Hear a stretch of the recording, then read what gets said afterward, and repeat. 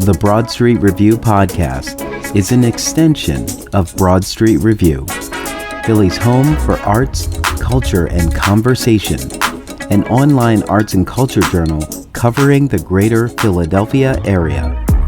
This podcast is an Emory production. I'm your host, Darnelle Radford. Podcast, Casey McMillan, Owen Corey, and Tyler Elliott stop by to talk about the Inis Nua and Tiny Dynamite co-production of Square Go, a coming-of-age comedy that builds to an emotional conclusion about masculinity, friendship, and fathers and sons. Here is my interview with Casey, Owen, and Tyler for Square Go.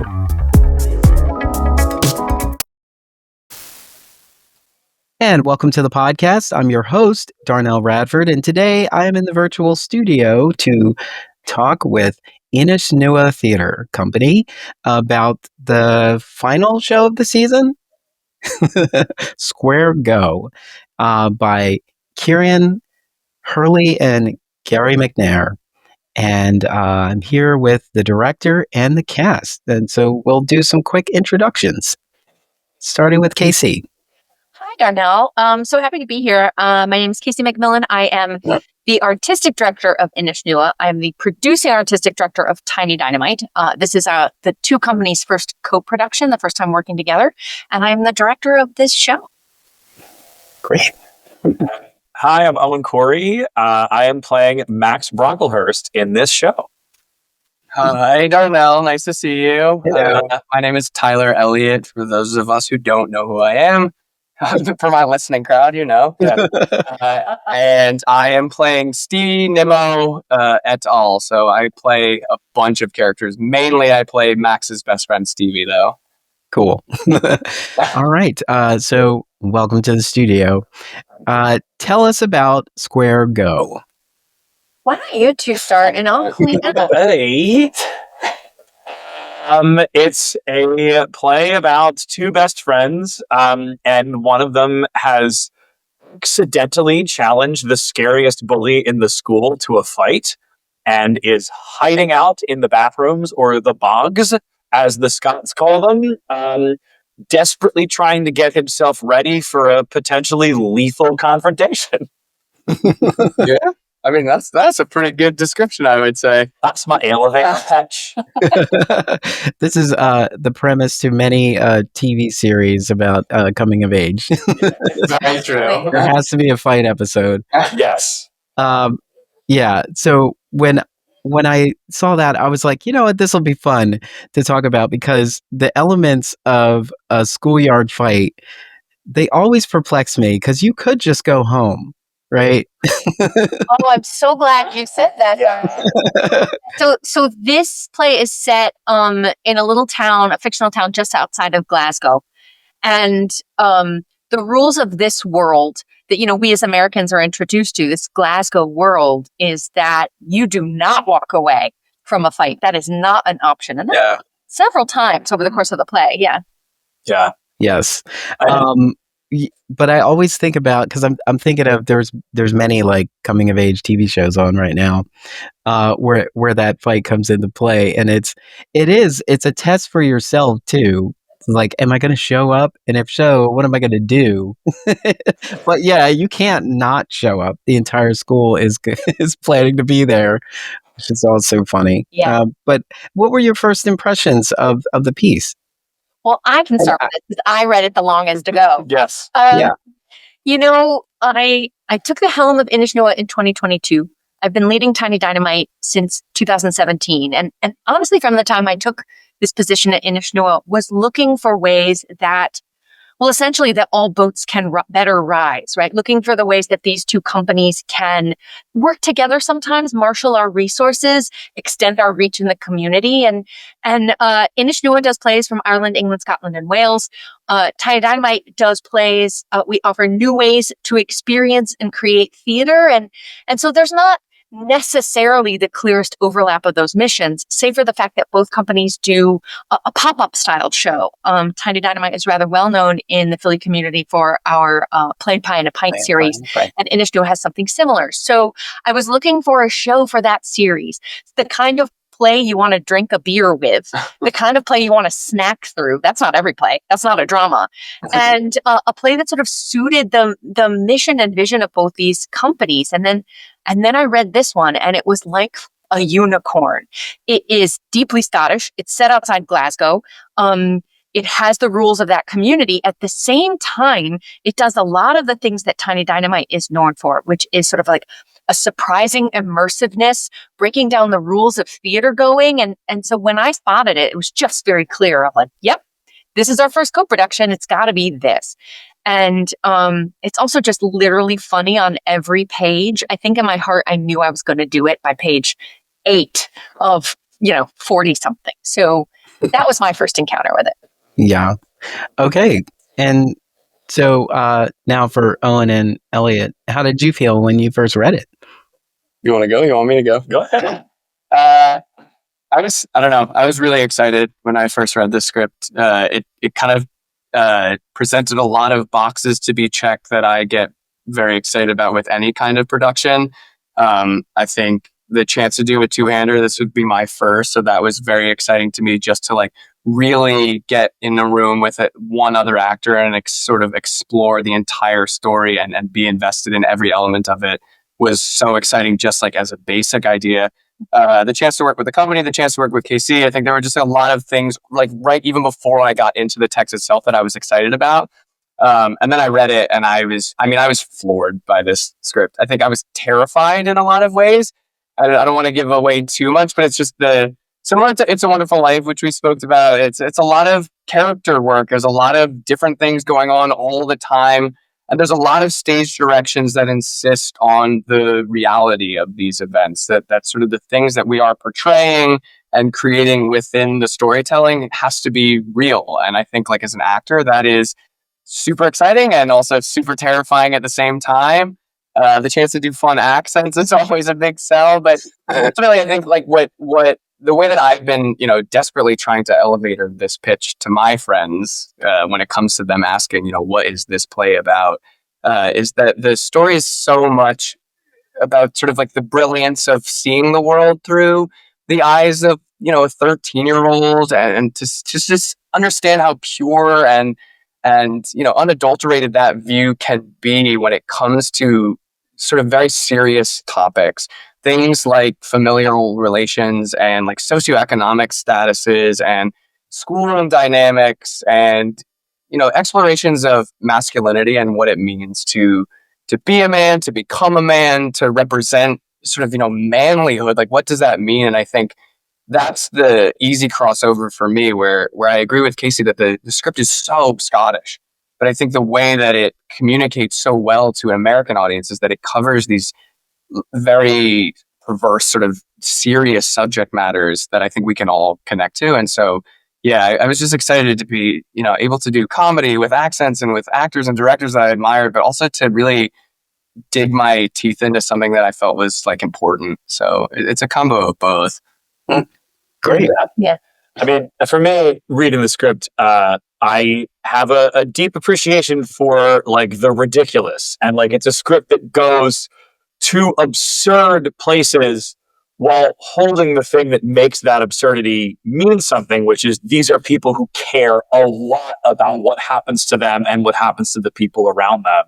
And so it's got the heart underneath it of like, these people care deeply. Sometimes the things they care about are absurd or ridiculous or, to an audience blown out of proportion, and therein lies the humor. But yeah, I think that is one of the things that attracted me to the play, is that it has such a big heart while simultaneously going places that are completely absurd, still staying connected to that heart.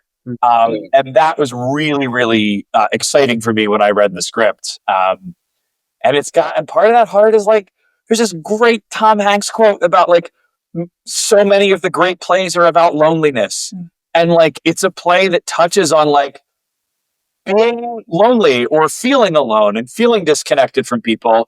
And then finds a way to be like, and this is how lonely people find a way to connect to each other in a really difficult world. And simultaneously, there's a joke every other page, every other line. And it's like, to be able to do that much all in one play is like, to be handed that and say, you get to work on this is like a gift. Yeah. There's something to see the purity of seeing the world through the eyes of a child.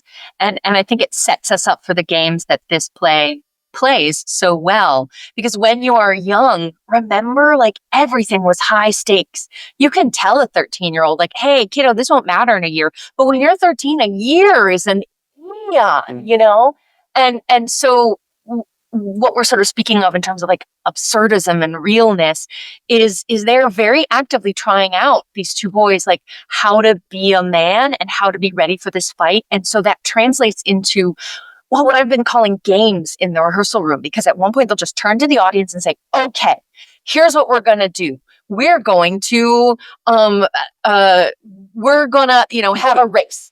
You could hear me trying. I'm sort of definitely trying to stay in this way. We're going to have a race, or we're going to try this out, and I need you to cheer for me. And so, in a very surprising ways, and in ways I hope will be really delightful, audiences are welcomed into the world without anything being expected of them. You know, I hate those like put an audience member on the spot kind of place. It's not that. Yeah. But there's a sense of, hey, we're here with you and we need you.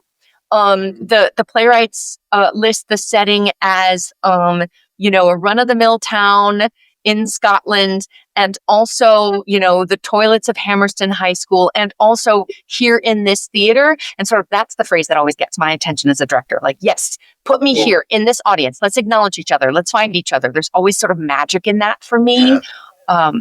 So yeah, I think that's part of what we have in store. I do love that. I can't.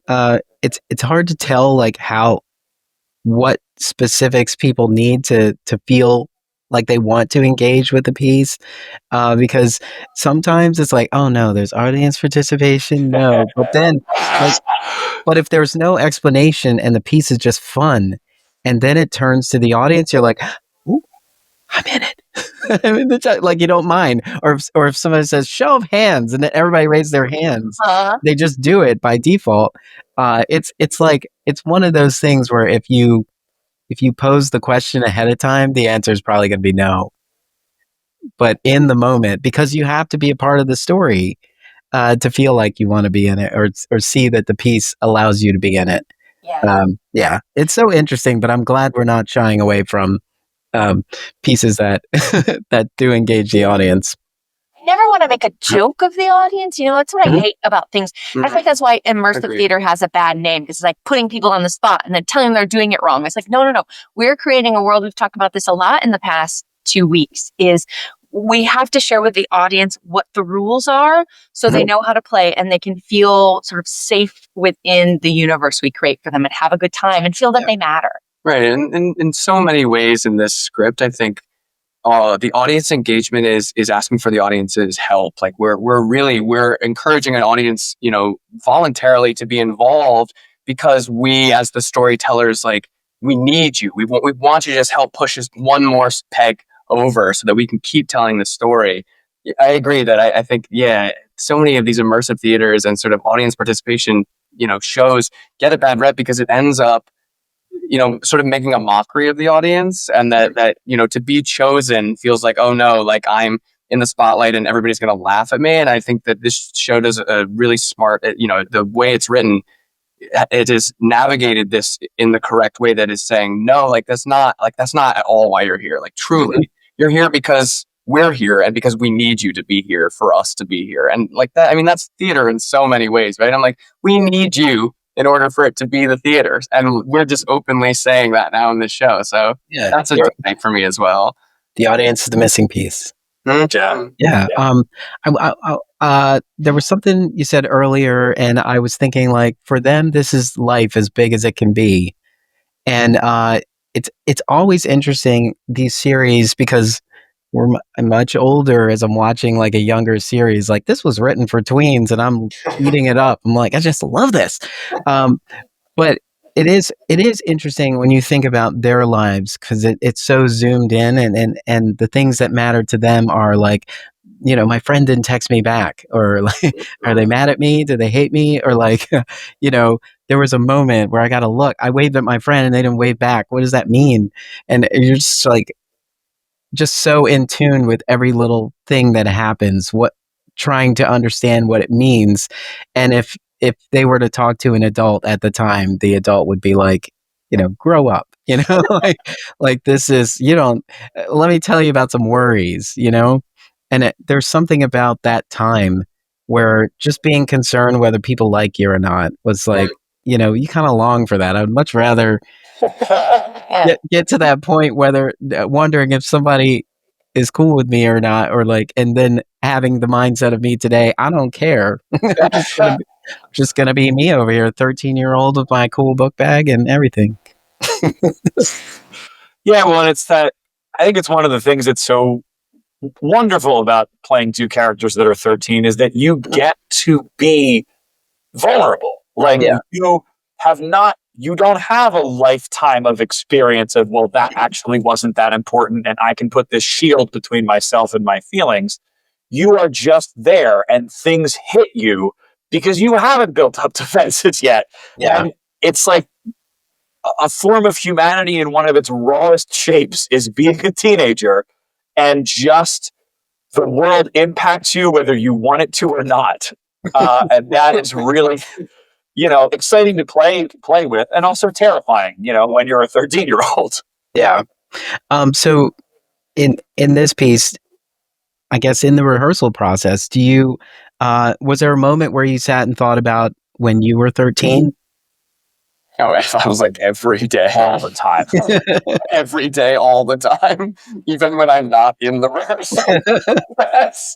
Can you think about what at 13, what was like top priority on your mind, or like what was sort of like, my life is over if this doesn't happen? And I was like, how embarrassing can we be? Right.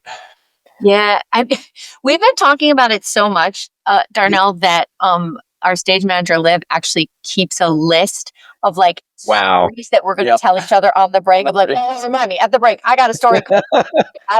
Right. Yeah. So we have a lot of those. I was worried about. So high school in Scotland starts a little earlier than high school here. So I was an 8th grader and just worried about like how big high school was going to be, and how that would mean that there were more people to maybe make fun of me or be cruel to me. And I wish 14-year-old Casey could tell 13-year-old, like, no one's going to care. You're going to get there. You're going to do your own thing. You're going to find your people. It's too big for people to care about your own stuff anymore. I would, I wish I'd known that. Sometimes you don't have to become an adulthood to sort of like get a little bit past those worries, Yeah, absolutely. What were you worried about, Owen? Oh, I just wanted to be liked so badly. And I think that is something that, like, the keeping score that happens that you were talking about is like, well, do they like me? Did that person invite me out to this party? And I was so concerned with whether or not I was going to have friends.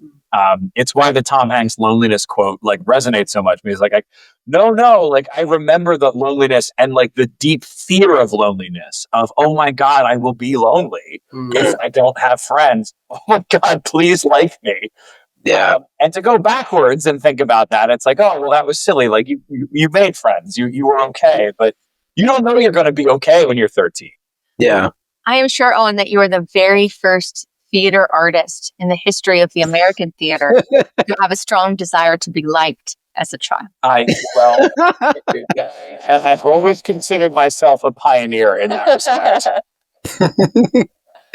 I can think of like, going from 8th grade to 9th grade. I don't know how, my first year of high school saw me join the drama club, join the poetry club. And I also ran cross country, but I do remember the poetry club. I wrote a poem about being a freshman, and it was saying like, in 8th grade, you're at the top of the heap at this middle school. And now in the high school, you're at the bottom of the barrel. You're just a freshman. And, it wasn't until like sitting in a class where a teacher said something about like, they call someone's name and they recognize the name because their brother was in in school with them and said, I'm going to keep an eye on you. Your brother was a troublemaker and blah, blah, blah. But like, then they call you and you don't have, like, my brother didn't come to school before me. So I'm a blank slate. And it's just like, oh, wait a minute. There really isn't a stigma on me. No one knows me. And so they should get to know me.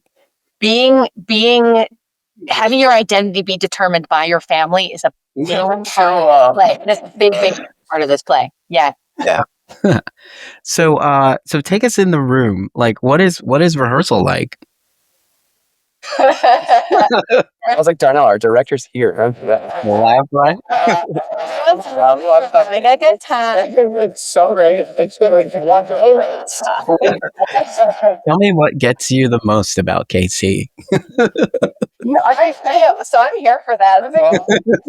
It's as rewarding as I hoped it would be, especially with a two-hander. I think it is exhausting in all of the right ways. I was joking with my parents that they were like, "Oh, did you have rehearsal?" This is a couple of weeks ago. I was like, "Yeah." My mother was like, "How long? Remind me how long rehearsal is?" And I was like, "Oh, it's nice. It's only 5 hours." And she went, "5 hours? That feels like a lot." And I went, "That's honestly shorter than most of my rehearsal schedules." But then I went, but also, it's just me and Owen in there. So it's like, we're working, we hit the ground and it's like, we're working. But it also opens space for it to feel so collaborative and so creatively, a testing ground for just jokes and drama and lines. And then there's so much opportunity. I mean, we've run the show now, so many different variations and ways and done all these sort of nuanced modifications that feel like they should have, in other shows, we wouldn't be doing this kind of work for weeks. And so the opportunity to kind of just have such an intimate space and have a director who's so willing to say, like, what about this? Or like, you fix it, try it, let's see, right? Like, just maybe this, but show an option and to be able to say, okay, well, we like this and we don't like this and let's go back. And it just feels intimately cared for in a way that I think is very difficult to do when you're doing a production that has a larger cast, because you're on a big time constraint and you have to make sure that every basket has the correct amount of eggs in it. And when it comes to this, where it is just me and Owen and Casey in a room with Liv, it's cared for in a way that feels creatively safe and therefore like quite exciting. Right. Well, what probably is I get to be sort of like vulnerable in a space like this too, is because I have two actors who work very hard and very fast.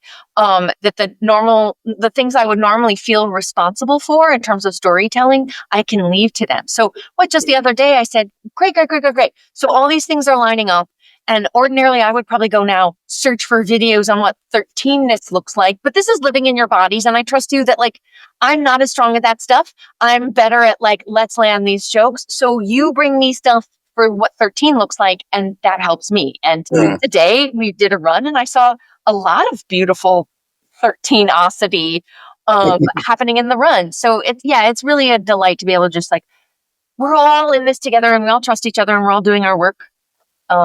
I mean, I joked with Owen in the first week, and you can quote me on this, and I don't even know why I'm saying it, but you can quote me on it, that it was maybe the second day of rehearsal, and we were just talking about the show after a rehearsal one day, and I just went, it's really cool because ultimately at the end of the day, if it's good, then I know that we did something good. And if it's bad, I know it's my fault and I did something. There's a real excitement in the responsibility of it to know that it's like we are shouldering this together and that it is us and we are shouldering it. And I don't know, that is really, really exciting to me that, I think sometimes you work on shows and you feel like, you're doing everything you possibly can, but it's like at some point, it exists beyond you as a story. There's 90 other elements that also need to work perfectly for it to go perfectly.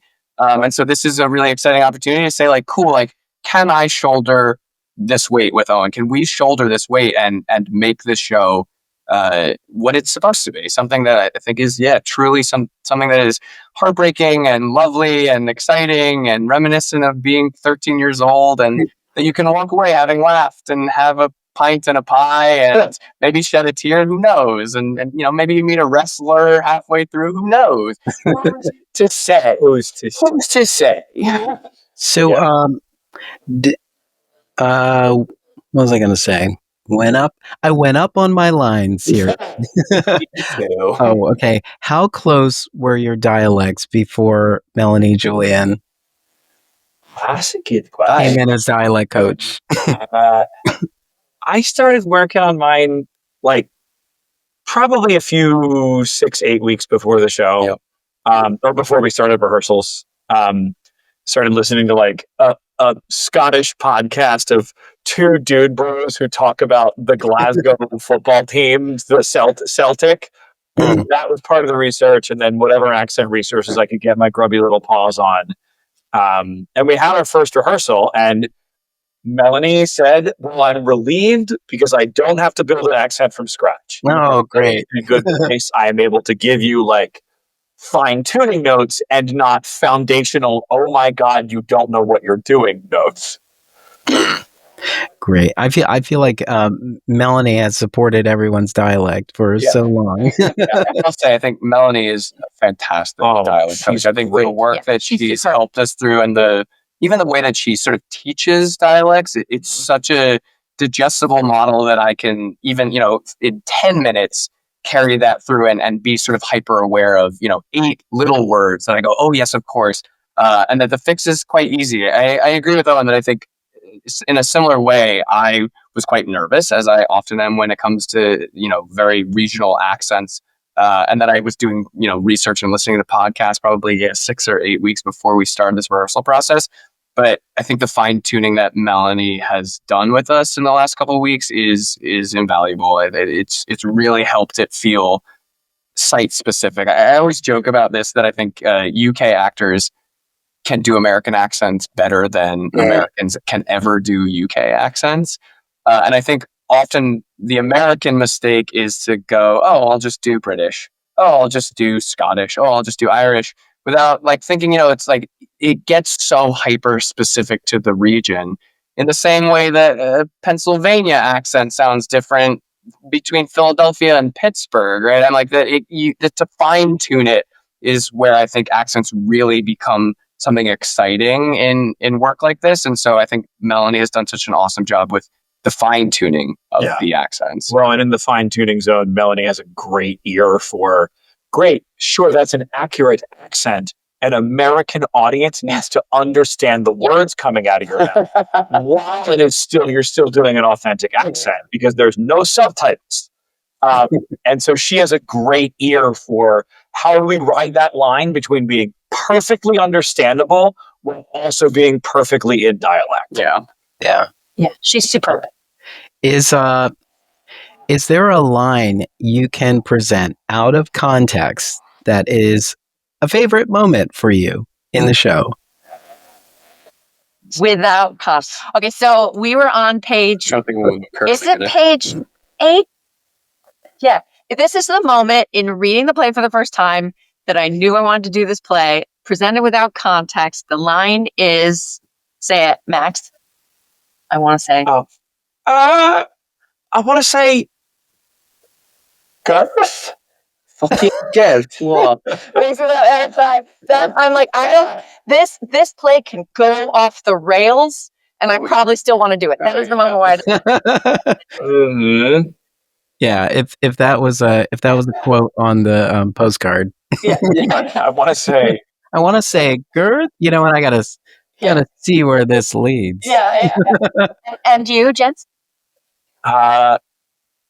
We can cuss in this, right? This is a podcast. I know, right? All like cursing. Yeah, I'm cursing. There's a lot of cursing. You should know that as you're listening on this.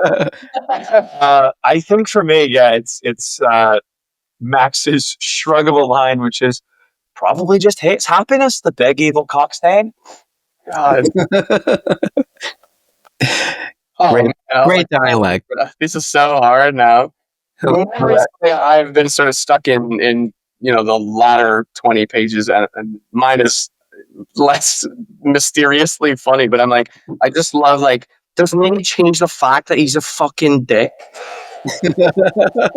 Like, he's a dick, doesn't change the fact that he's a fucking dick. Like, it sums it up in so many ways for me, and I'm like, yeah. That's the play. The current play. I think I don't know this for sure, but I feel like these lines they will just resonate more because they're in a different accent. And when you hear it, because like, when someone says fuck, like in Scottish, like it's just it's like it's intense. Yeah, it's got that weight to it, Like, but it's got that musical, yeah, sugarcoating that helps you go, okay, like we can do this. That's fun. Right. yeah. It just all seems like there's so much more behind it that you're just like, oh, okay, now I'm paying attention. Yeah. Um, what are you taking from this experience, and what do you hope an audience takes from this experience? I mean, for me, I have been like having these moments of like, I really recognize this 13-year-old kid in me. And there's a whole, there's all this thinking in terms of like, looking at your inner child, right? And like what are the parts of you that are still with you, that are covered up under the more that you've added to your life, but like that are still there.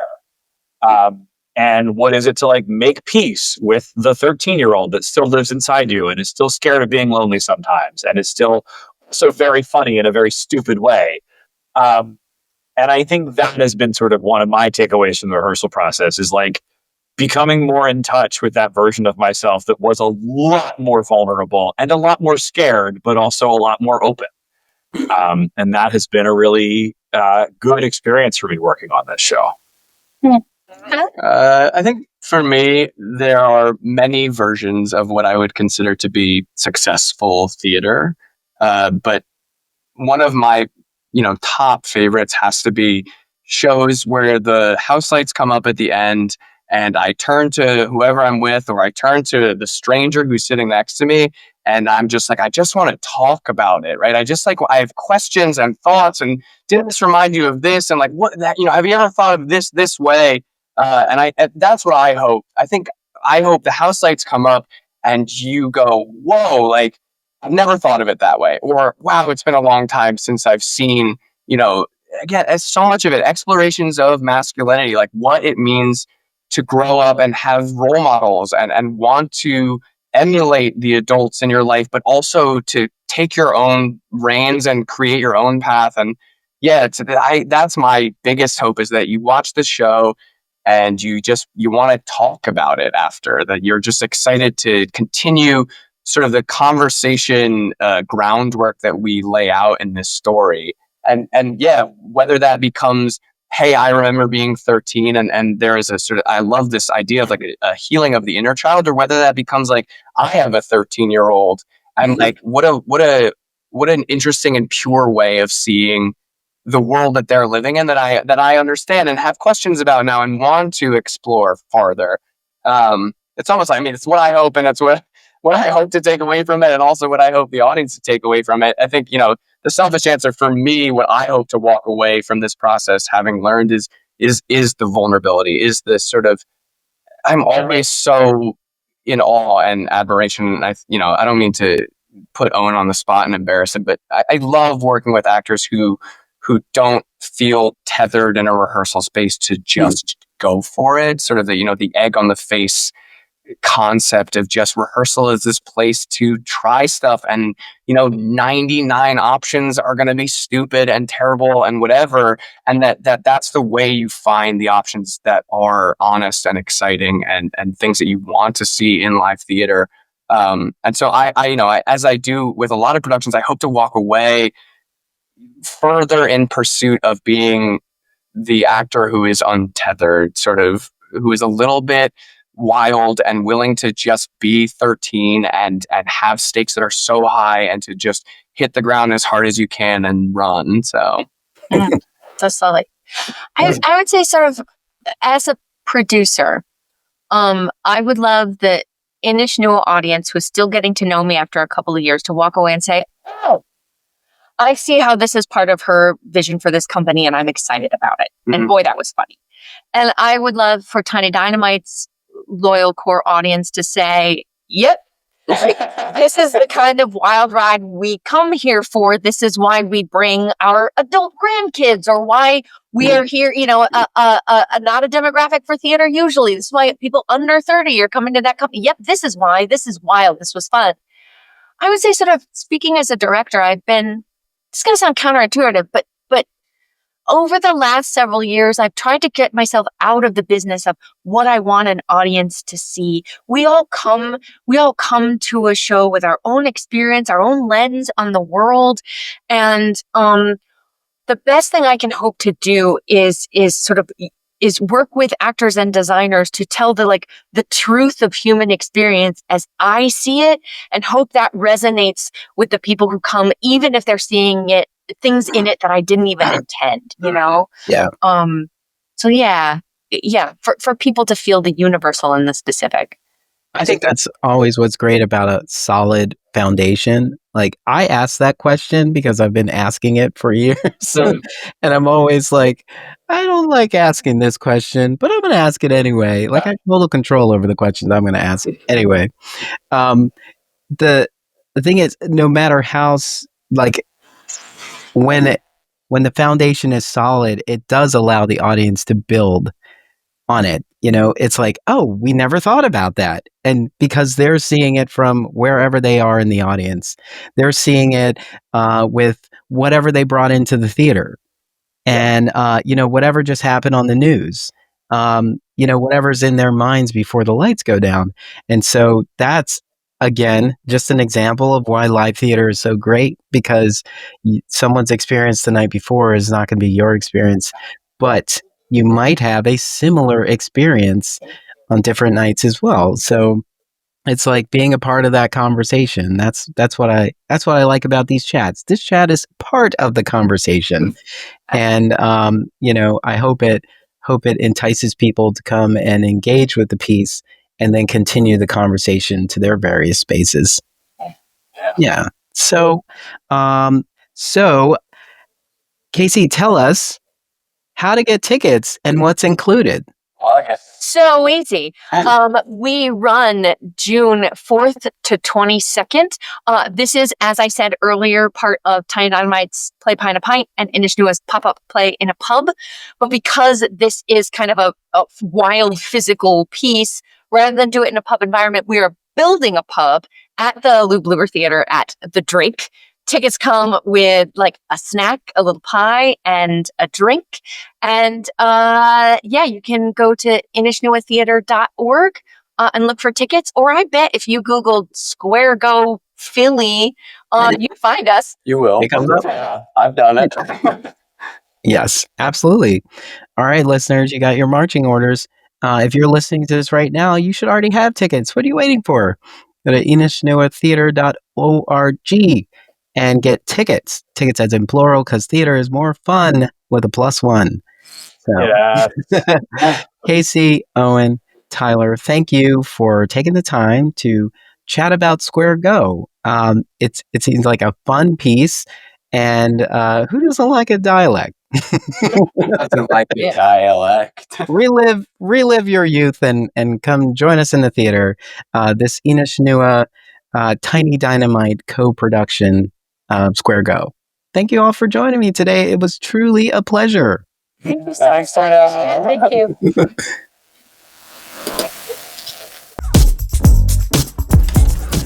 Thank you to our guests, Tyler Elliott, Owen Corey, and Casey McMillan, for joining us on today's podcast. The Broad Street Review podcast is an Emory production. If you would like to be a guest on the podcast, visit us online at em3ry.com. Get involved with Broad Street Review. Head on over to our website at www.broadstreetreview.com to find out how. While you're there, help keep us running and click donate at the top. There you can also find our social media links. Thank you for your part in keeping the conversation going.